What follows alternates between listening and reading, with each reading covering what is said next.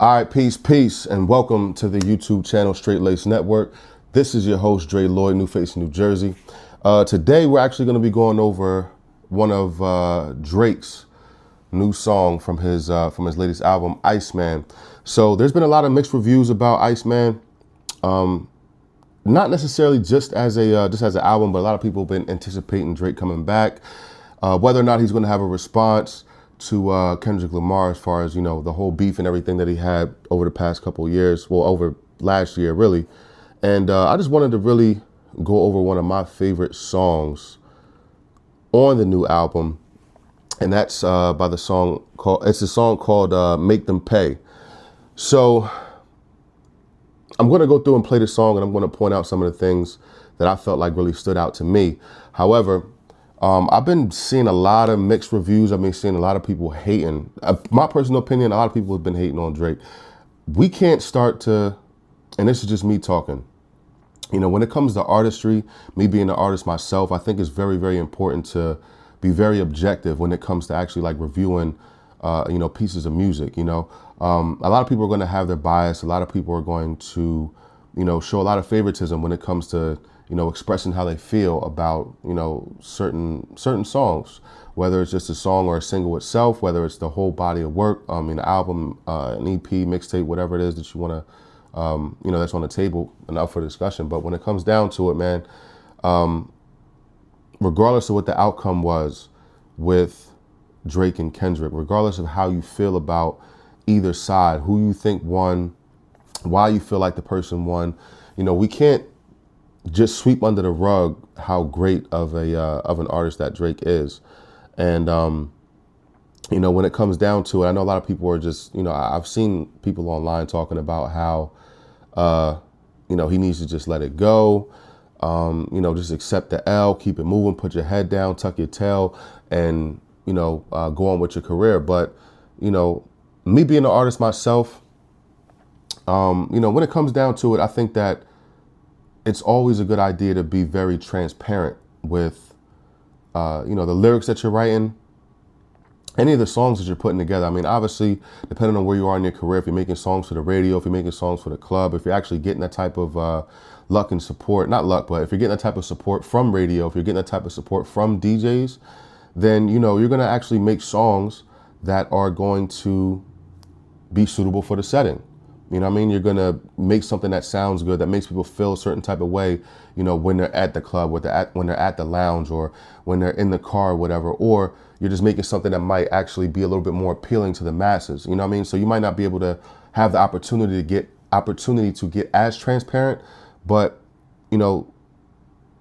certain songs like this, regardless of what level you're on, showing transparency as far as, where you are in life, I feel as though is very, very important. And so when we go through this, Make 'Em Pay, I feel like this is one of the perfect songs.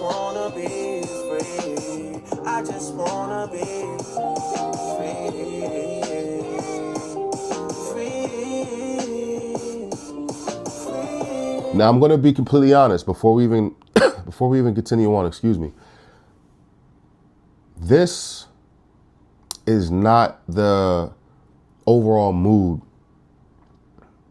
of the project. I'm just going to say that. So when I say, so what I mean by that is, if you haven't had a chance to actually listen to the project, I'm not going to lie, just me being completely honest and completely objective. Some of the songs that I've heard, well, damn near all of the songs that I heard leading up until this one, it wasn't really for me. The reason why I said it wasn't really for me is just, again, like, keep in mind, I'm 34 years old. I'm not in the club. I'm not, I'm not running around in the street like that or whatever. So, and I'm not going to lie, I don't listen to a lot of the new stuff that's coming out. Well, let me not say that. I'm not really a fan of a lot of the new things that are coming out, because I feel like they don't really have too much of a substance. They don't have too much substance anymore. I feel like it's more so like feel good type music, if that makes sense. Like, it's just something that's going to make you feel good. If you're, it's sad to say, but a lot of people are making songs that, are pretty much the soundtracks for, crackheads, you know what I'm saying, to be completely honest with you. But no, let's go on with the song. I just wanna be free. Albany Marina, they done served us 100 subpoenas. I done got my inside arenas like Gilbert Arenas. I remember lobster ravioli up at Serafina. I was in a dream hotel before I was in a loop like a carabiner. Yeah.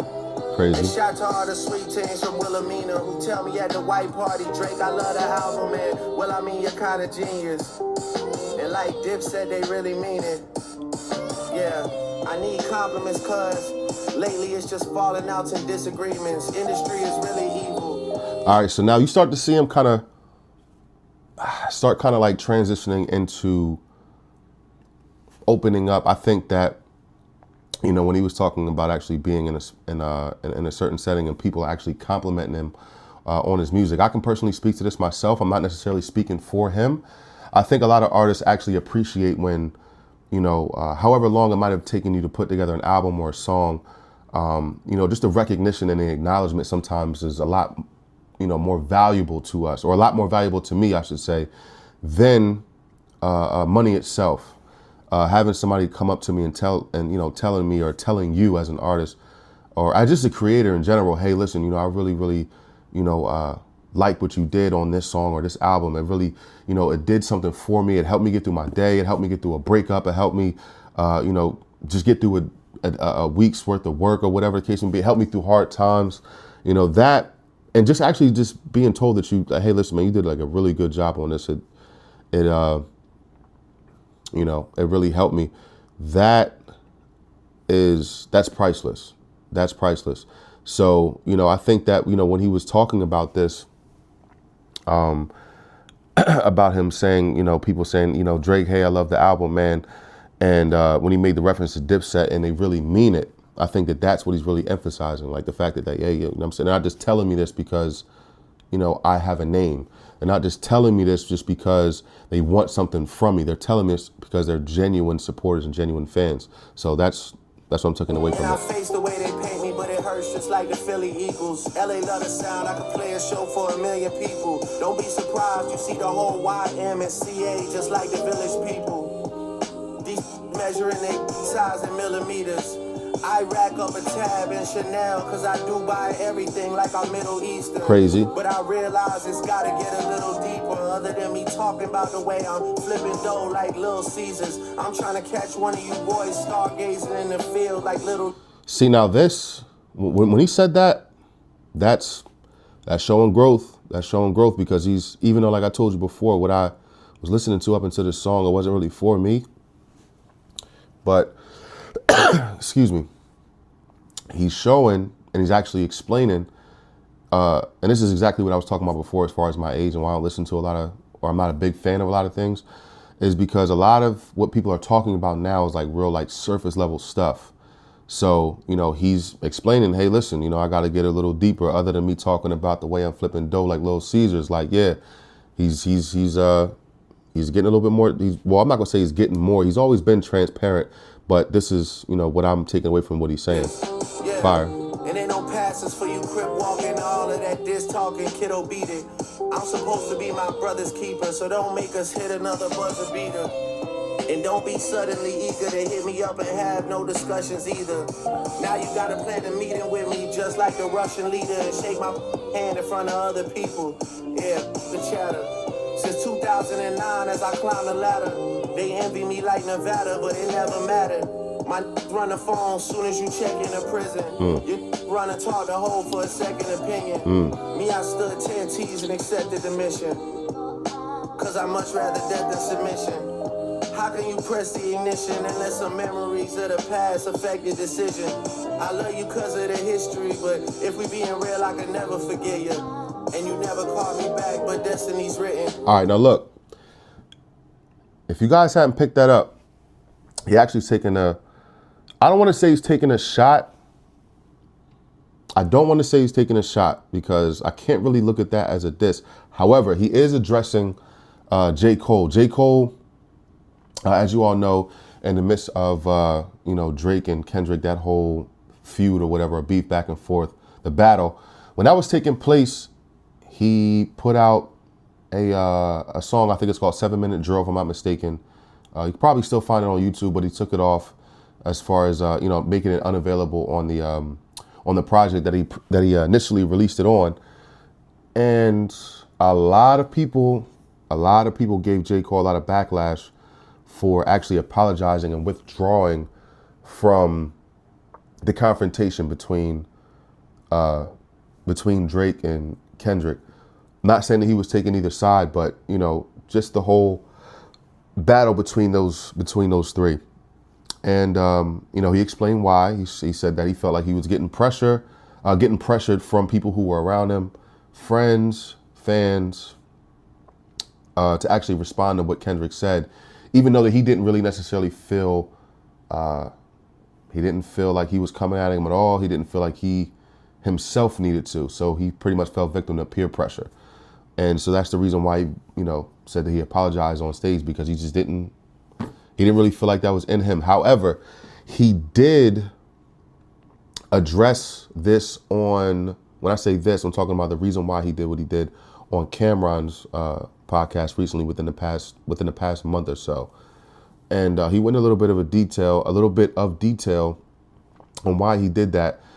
And he still said that Drake was his brother. He said even though that he hadn't really, been keeping up with him as of recent, he doesn't really know how he felt, about him.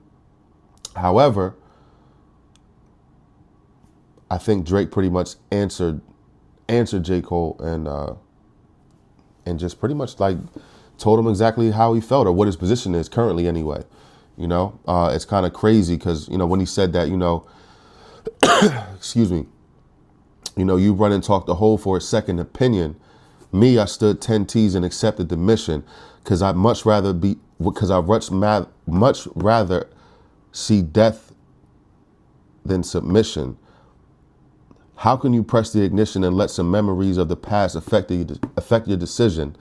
I love you because of the history, but if we being real, I can never forgive you. That's him talking about J. Cole. That's him talking about J. Cole. Again, I can't really say it's a diss. However, that's him pretty much talking about that and addressing that. A big three anyway, there was too many chefs in the kitchen. It was a mess to begin with. Yeah. And now they got a new goal and we gotta test the position. Damn, who is this guy for real? I guess a magician. 100 million streams vanished, no one got questions for. Well, maybe I'm best as the villain, cause I got real numbers on who said they got billions. I got all the chains that they ever repped in Virginia. I got prized possessions, I get possessive on. I impress in everything, I get impressive on. I got problems with people who I would've never dreamed. And that's dragging people in who don't wanna get in between. Dog, I was Aiden Ross with streams before Aiden Ross had ever streamed. And Cali, you know what I mean. The beef was fully live. You went halal and got on your dean. Crazy. And your people are still waiting for a free Palestine. But apparently everything is in black and white and red and green. And I'm seeing Hey, yo, listen, I ain't gonna lie. That was crazy. That was crazy. Even though he's talking about Khaled, you know what I mean? That was crazy. And see, this is what I'm saying. Like, I'm not necessarily saying that everybody's like this, but I do see enough people online to the point where they are so pro Kendrick. And I'm not saying I'm not a Kendrick fan, because I am. But if we just being honest, yo, like, Drake is still, regardless of whether he had people assist him in writing on certain records, a lot of the biggest names that you can even think of, whether it's R&B or rappers, had assistance in some way with, putting together certain songs, man. I don't care if it was a line here, a hook here, a verse here, hey, I would tweak that or whatever. A lot of people had assistance, whether they were looking for it or not. Excuse me. Whether they were looking for it or not, a lot of people had assistance, and this is just how it is. This is how creativity works. I mean, if you're sitting in a room and you have 10 people in the room, right? You're going to bounce ideas naturally off of people like in the room, whether it's your friends, your girlfriend, if you're a female boyfriend or whatever it is that you're into. You're going to bounce ideas off of people. And when they give you feedback, you're like, oh, I kind of like when you said this, but maybe you should say something like this. They're not writing everything for you. It's something as small as that, you can look at that as being, giving assistance, I guess, if you will. However, the main point is that this is what I think that he's addressing more so than anything else. I don't think that he's necessarily keeping score, but a lot of people in this industry do a lot of things off of like a barter system, pretty much. Some people are straight black and white. Hey, listen, pay me this. This is my fee. I'll do the verse. I'll do the feature. And we can just go ahead and go from there. But some people, hey, listen, I'll do this hook for you. You know what I mean? But just do this verse for me. Or, as a matter of fact, J. Cole and Cameron talked about that. That's the reason why they had like a little bit of a falling out. Miscommunication between both of them, but nonetheless, it was a favor for a favor. Hey, listen, I'll do this verse for you, but when it's time for me to do my podcast, I want you to come in for an interview. No money involved. It's just a favor for a favor. So when you really think about it, around the time when Drake was, in the 2000s in general, right? There were certain people who stood out over time when it came to features and when it came to, just when it came to features, especially when it came to hooks. T-Pain was one, Akon was another person, Lil Wayne was another person, and Drake was like those four people that I just named. When they were at the top of the game, they were literally everywhere. Every single song that you would find or you would hear on the radio, and people are still actually making like good music videos or whatever, they were literally on every single song. They were like the go-to when you were breaking out as an artist. Ross being another one, when he was still, picking up steam and building up his momentum and everything. Khaled, when he would come up with the with his albums, the We the Best, albums and things like that. He put together like powerhouses, like, you know what I mean. And a lot of his biggest singles, had Drake on them.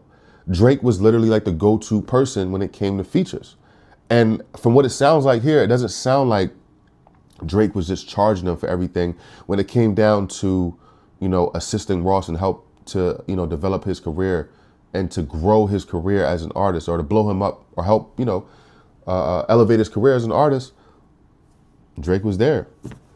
You can't really get around that. Drake was there for 100%. So I think that what he's really addressing is the fact that, hey, listen, and he's still a human being at the end of the day. I'm just, again, being completely objective.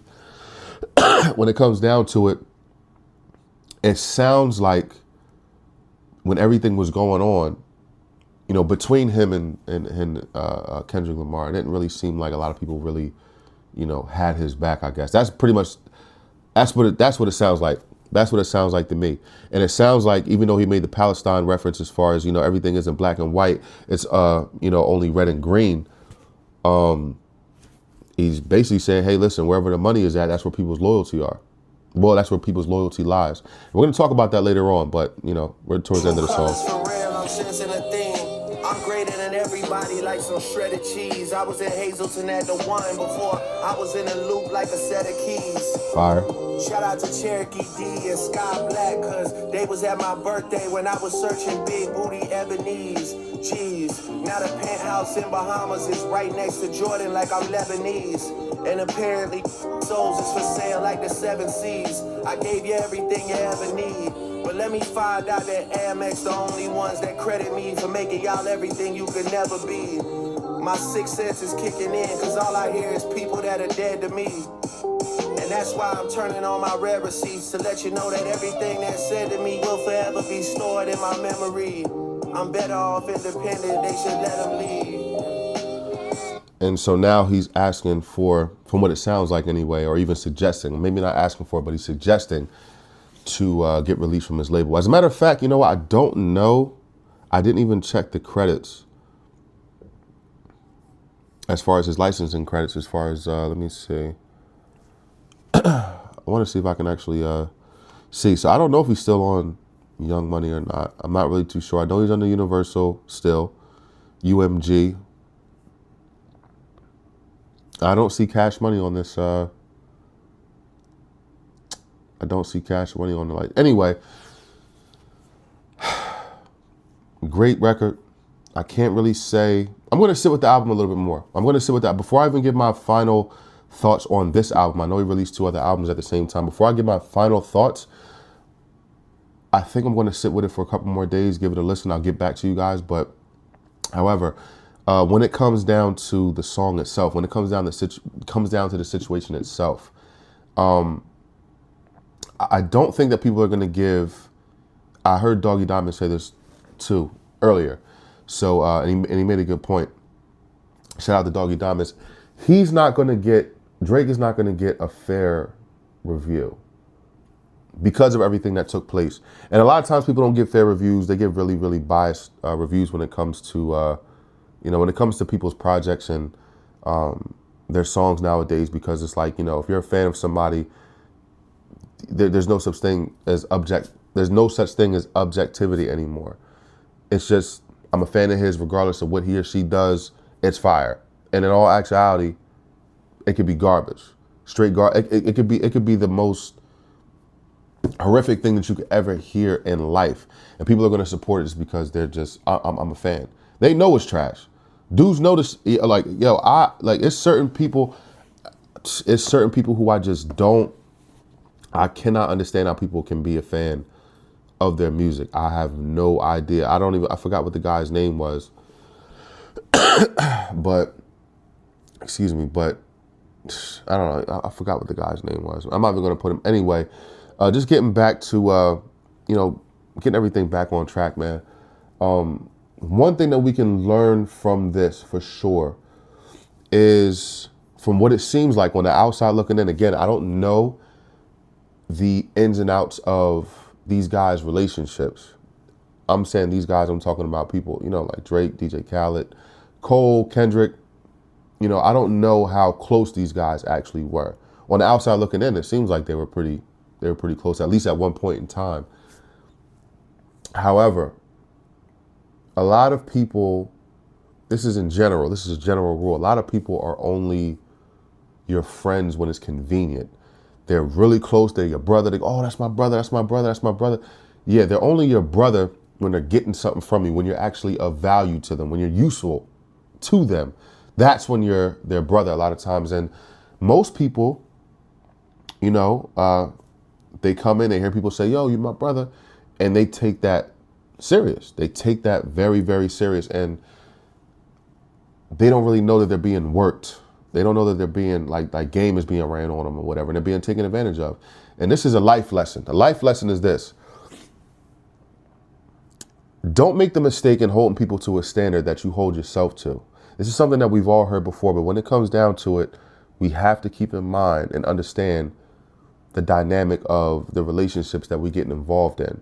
Are these genuine, hey, listen, my car broke down, it's 3 o'clock in the morning, I need you to come and get me type of friendships? Or is it, hey, listen, we work very, very good together. Every time we get together, we get in the studio, we make magic happen. We're always making hits. Let's work it out. Still going to be a fee. Still going to be something in the black and white. You're still going to pay me. Still going to get compensated. However, let's just work it out. Every now and again, I might do you a favor. Hey, listen, man, don't worry about it. That's on me. That might be the nature of your relationship or your friendship, whatever it is you want to call it. But when it comes down to business, man, it's hard. You can't make sometimes it's just better not to mix oil and water, man. And so, from what it sounds like, and he has a license to do so. It sounds like he's just pretty much reflecting on what it is that took place, addressing some of the things that might not have been sitting as easy with him. On the outside looking in, it's easy for us to say, yo, get over it. It's a feature. Yeah, you did that in the past. Talk about something else. But what is it? What else would you really want him to really talk about? Outside of him, releasing the diss records, he hasn't really responded and reflected and put anything out actually like addressing the issue. So, when it's all said and done, man, again, if you guys hadn't taken the time out to go check this out yet, check out Drake's new album, one of the 3 new albums, Iceman. Check that out first, 'cause I know that's what I think that's what I'm not gonna say I think, but that's what everybody was pretty much waiting on. Everybody was thinking about Iceman. They knew about the name Iceman or whatever. So at least go check that out. I think the cover's fire. You know, good timing, especially with the Michael Jackson movie. He has like the glove, you know, the glove with the diamonds or rhinestone or whatever. Like, you know, Michael Jackson's signature.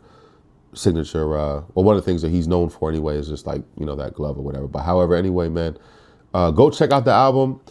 Go check out the song. Let me know what you think. You think the song is trash? You think it's fire? What do you think about the album? Do you think he needs to hang it up? You think he needs to retire? I don't know. You know what I'm saying? You know, let me know what you think. I think the song is fire. I think the album is what it is so far. But anyway, man, you know, thank you for your time. I'm going to actually be reviewing a lot more stuff when it comes to his album. You know, I love reviewing music, but I'm also going to be talking about a lot of things, you know, going on in the music industry as well. So whenever you guys get a chance, man, take the time out, take 2 seconds out your day, man, and leave a comment. Leave a comment, subscribe, hit that like button, share. You know, share with your friends, and let's have a good productive week, man. Let's have good conversation about culture, about music culture, hip hop culture, R&B, anything that's going on. Let's talk about it, man. Dre Lloyd, Straight Lace Network. Holla at y'all later.